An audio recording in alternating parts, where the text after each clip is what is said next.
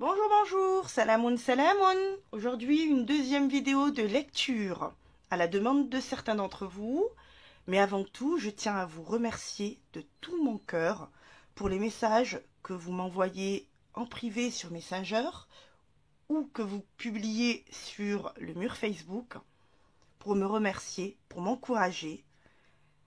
Et ça me fait vraiment plaisir et ça m'encourage à continuer. Je remercie aussi, surtout je les félicite, tous ceux qui m'envoient leur travail. Parce que quand on enseigne, on aime bien voir le travail de nos apprenants. Donc certains recopient la fiche de lecture, certains font les exercices de dictée, certains ont appris à écrire toutes les lettres de l'alphabet avec les diacritiques, avec toutes les harakettes et le prolongement. Certains font des exercices à partir du cours de grammaire ou le recopient et me l'envoient sur Messenger. Je réponds à tout le monde sans exception, donc n'hésitez pas. Comme ça, vous aurez mon appréciation. Je vous dirai si oui, c'est ça ou qu'est-ce que vous devez améliorer. Alors, nous allons voir aujourd'hui harf al-ain en lecture et harf la. Allons-y. Alors, nous avons une image et une phrase. D'accord? Vous me connaissez. Je trouve que vraiment, la manière d'apprendre une langue en la traduisant directement en une autre, on va y passer beaucoup plus de temps. Donc, la meilleure manière d'apprendre une langue, c'est d'essayer de la comprendre, de comprendre son fonctionnement, de comprendre son vocabulaire. Par exemple, ici, vous avez cette image qui représente un troupeau et qui représente des bergers. D'accord? On va essayer de lire et de retrouver ça. Ra, ja, ra, al-ru'atu, ma'a, al-qati'. Raja'a al-ru'atu, ma'a, al-qati'. Al-qati', c'est le troupeau. Alif lam, c'est pour définir un mot. Si par exemple j'enlevais le alif lam et je disais qati'un, là ce serait un troupeau, n'importe lequel, avec tenouin à la fin. Un troupeau indéfini. Mais celui-là, celui-ci est bien défini. Al-qati'. Ar-ru'at, ce sont les bergers. Donc, raja'a ar-ru'atu ma'a al-qati'. D'après vous, puisque vous connaissez la définition du mot ru'at, les bergers, du mot al-qati', le troupeau, et que vous avez une image sous les yeux, alors, vous devez en déduire le mot raja'a, qui est un verbe. Qu'est-ce que ça veut dire? Oui, pour certains, raja'a ar-ru'at ma'a al-qati', les bergers reviennent avec le troupeau. Raja'a, c'est le verbe revenir. C'est une phrase qui se compose de 4 mots. Raja'a, ar-ru'at, ma'a, al-qati'. Nous avons harf al-ain en position finale d'un mot avec la ftha. Nous avons ici harf al-ain au milieu d'un mot. D'accord? Comme il y a le ra, toujours la règle c'est qu'après le ra, il y a toujours un petit espace. Donc les lettres ne sont jamais rattachées au ra du côté gauche. Ici c'est harf al-ain, bel fatha, diacritique fatha, haraka fatha avec la prolongation.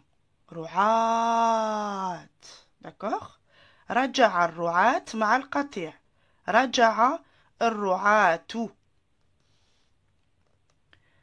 A. A. On recommence? Raja'a ar-ru'atu ma'a al-qati'. Répétez.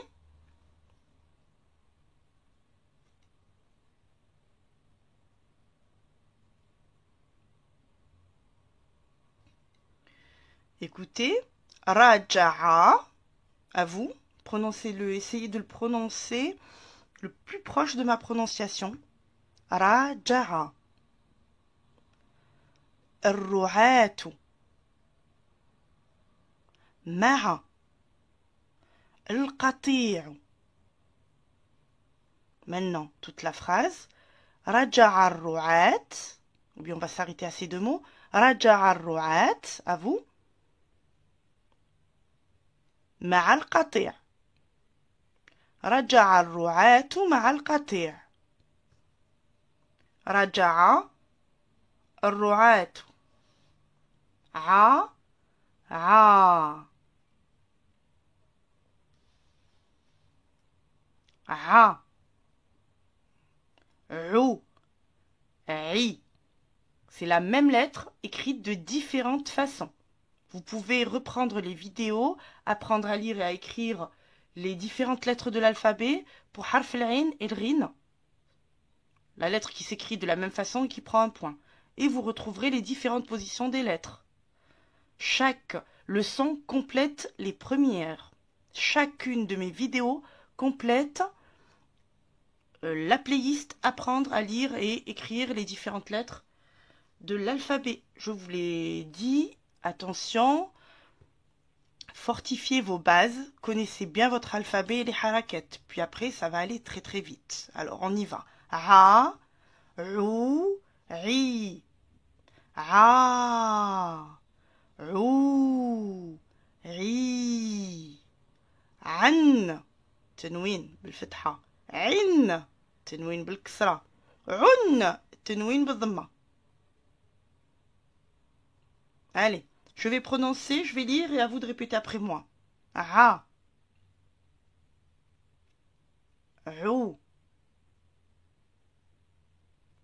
ri, a, rou, ri, عن, عن, عن. On continue avec la deuxième partie de la fiche. Vous avez une image, une maman, une femme qui prépare à manger. حضرت الأم طعاما شهيا. حضرت الأم طعاما شهيا. الأم, je crois que pour la majorité, vous savez que cela veut dire la maman. D'accord? طعاما. طعاما. La nourriture. شهيا. Appétissant. Ici le verbe حضرت. Alors, maman, nourriture appétissante. Non, ça avait été cuisiné, ça aurait été طبخت. من الطبخ. Ici حضرت, c'est elle prépare. La maman prépare une nourriture appétissante. Ou un plat appétissant. C'est plutôt طعاما, la nourriture. حضرت الأم طعاما شهيا. 4 mots. حضرت الأم طعاما شهيا. J'espère que c'est pas flou. Hein. شهيا. Hi. Ça c'est harf al-ha. Quand la lettre est écrite au milieu d'un mot. On peut l'écrire de cette manière, comme on peut l'écrire de cette manière. On reprend. حضرت الأم طعاما شهيا. Répétez. حضرت الأم طعاما شهيا. حضرت الأم طعاما شهيا. شهيا. Hi, parce qu'il y a l'accent. On va voir les lettres. Ha, hu, hi. hi. La prolongation de la ksra avec harf liya. Ha. La ftha avec la prolongation. L'alif. Ou. La dhamma avec prolongation بالواو. Hi, ha, ou. Vous voyez, vous pouvez l'écrire de cette manière ou de cette manière. Ça, c'est en début de mot généralement. Ça, c'est au milieu d'un mot. Mais certains l'écrivent au milieu d'un mot aussi de cette manière. Par contre, ça commence jamais avec cette écriture-là. Ça commence toujours en début de mot avec ce genre de ha. D'accord? Han, hun, hin. Allez, je vais les lire, vous répétez après moi. Ha, hu, hi, hi, ha, hu, han, hun, hin. On va faire la lecture des mots en bas de la page de lecture. Et cette fiche, je vais vous la publier sur mon mur. Jama'a. Jama'a. Ce qui veut dire un groupe. Donc même si moi, je ne vous donne pas une fiche avec des mots écrits en arabe et automatiquement la traduction à côté, vous pouvez, vous, par un effort personnel, avoir un cahier d'arabe et puis noter les mots en arabe et écrire juste à côté la traduction pour vous en souvenir. Le fait d'écrire, le fait de faire ce travail, eh bien, ça va vous permettre, sur une dizaine de mots, d'en retenir 2 ou 3. Le fait d'écrire et de chercher à les traduire. Tandis que si je vous donnais le travail complètement fait, vous ne feriez aucun effort. Donc, après la lecture, vous ne retiendrez rien. Si vous arriverez à retenir quelques mots, après 3 jours, ce sera parti. Alors, jama'a, un groupe. Raja'a, on l'a vu. Alors c'est quoi? Raja'a ar-ru'at min al-qati'. Reviennent, c'est le verbe revenir. Ar-ru'at. Oui, les bergers. Ahlan. Je le dis habituellement en début de vidéo. Ahlan wa sahlan. Ce qui veut dire bienvenue. Ahlan wa sahlan wa marhaba. Ça veut dire bienvenue. Shahiyan. On avait vu حضرت الأم طعاما شهيا. Alors, shahiyan, rappelez-vous, on vient juste de le voir, appétissant. Très bien. Là, c'est un mot qu'on n'a pas vu. Sahirna. Sahirna. Dans le mot sahirna, on va trouver la racine sahar. Sahar, ce qui veut dire veiller tardivement, veiller le soir. Sahirna, ce qui veut dire nous veillons. Sans qu'il y ait de pronom personnel qui devance le verbe, qui est nahnu, nahnu sahirna, nous veillons tard. On a enlevé le nahnu, mais juste avec l'utilisation du noun avec la fatha à la fin du verbe, cela veut automatiquement dire que le sujet c'est nahnu, la deuxième personne du pluriel. On verra ça prochainement. Là, je vous donne de toutes petites informations par-ci, par-là, pour ceux qui arrivent à retenir, ou sinon ceux qui n'y arrivent pas, ce n'est pas grave, on verra ça beaucoup plus tard. Alors, on a vu sahirna ici. Tasharu al-aïla. Al-aïla, c'est un mot que vous connaissez, ce qui veut dire la famille. Et on a mis le verbe veiller. Alors, qu'est-ce que veut dire cette phrase? Tasharu al-aïla. La famille veille. Vous le remarquez, le sujet, eh ben, il est tout le temps situé après le verbe. Dans les exemples que je vous donne. Mais ce n'est pas automatique.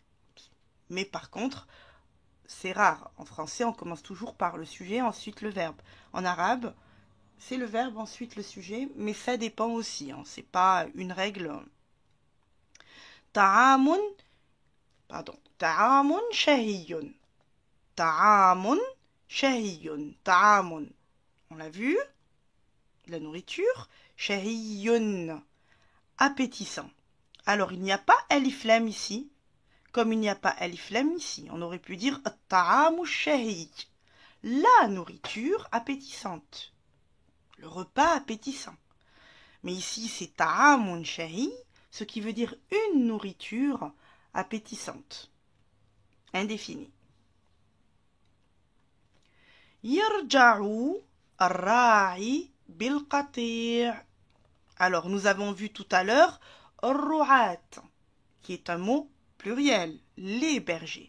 Ici, ar-ra'i, singulier, un seul berger. Donc ici, le berger revient avec le troupeau. Yarja'u ar-ra'i bil-qati'. Tout à l'heure, nous avons vu ma'al qati'. Et ici, bil-qati'. Yarja'u ar-ra'i bil-qati'. On va essayer de relire pour conclure tous ces mots. Et puis entraînez-vous, je vais vous mettre la fiche. Jama'a. Répétez. Jama'a. Raja'a. الرعاة. تسهر العائلة. طعام شهي.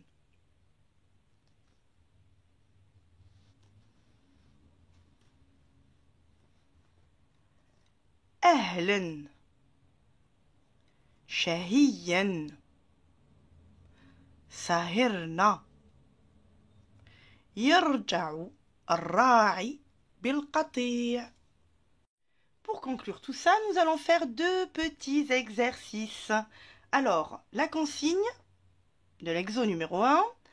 أختار لأكون جملة. أختار, je choisis. Jumla, ce qui veut dire une phrase. Alors, je choisis pour compléter la phrase. D'accord? أختار لأكون جملة. Nous avons ici le début de la phrase. تحضر الأم.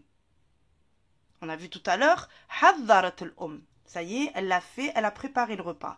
Ici, تحضر الأم, elle est en train de le faire. D'accord? C'est en train de se faire. Elle prépare. Alors, qu'est-ce qu'elle prépare? C'est toujours la même image que tout à l'heure. D'accord? Je vous mettrai aussi l'exercice sur la page. تحضر الأم. Je ne vais faire aucune traduction. D'accord?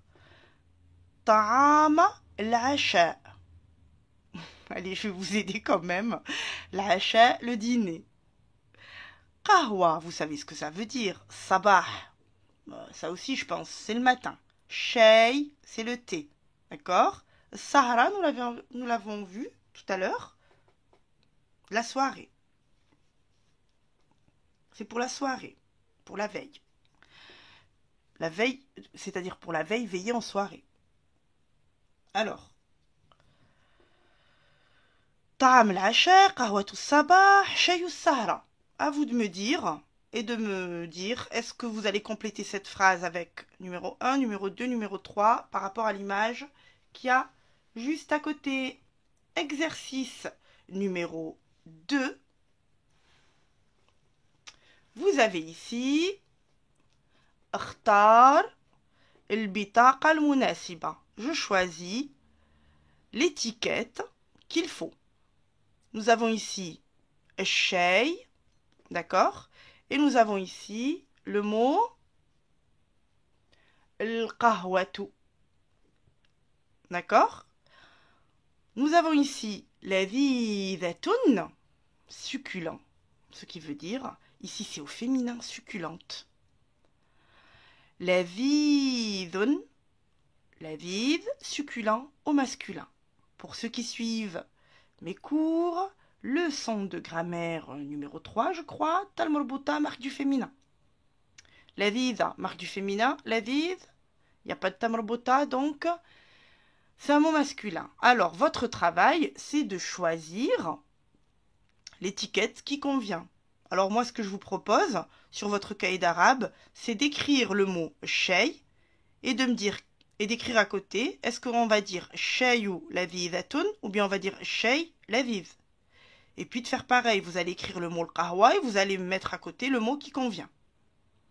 Vous prenez ça en photo, vous me l'envoyez sur Messenger ou bien vous le mettez sur le mur et on va s'encourager les uns les autres. On a le même exercice pour Mouna et Reza. Mouna, c'est le nom d'une fille et Reza, le nom d'un garçon. Ici, nous avons Ja'a, qui a faim. Ja'i'atun, qui a faim. Voilà, qui a faim, qui a faim. Par contre, ici, Tamrbota est une marque du féminin. D'accord? Si c'était en français, ce serait il a faim ou elle a faim. A faim s'écrit de la même manière. D'accord? C'est composé. Ici, ja'a, ja'a, on rajoute le tal morbota quand c'est féminin. Alors, vous allez m'écrire sur aussi votre cahier ou une feuille blanche Mouna. Vous allez mettre en face qu'est-ce que vous devez dire. Ja'a ou ja'a. Reza, ja'a ou ja'a. Allez, un petit peu de travail. Surtout, répondez-moi. Comme ça, on ne s'ennuiera pas les uns les autres, chacun de son côté de l'écran. Ah, la magie de la technologie. Allez, je vous dis bonne soirée. Travaillez bien.